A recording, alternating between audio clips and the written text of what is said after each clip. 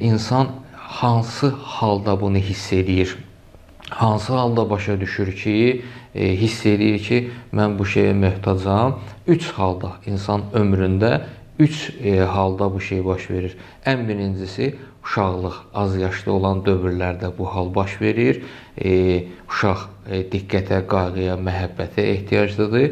İkincisi, gənc yaşlarında ki, məsələn, bir çətinliyə düşəndə, bir sıxıntıya düşəndə, tənha qalanda, xəstələnəndə o bu məsələni, bu boşluğu hiss edir.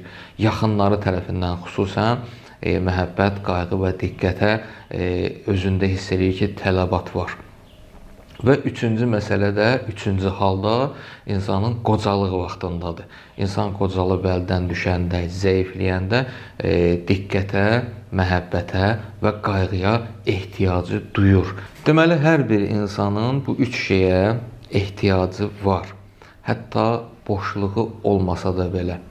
Daim insana qida kimi, su kimi, yemək və su kimi lazım olan bir tələbatdır.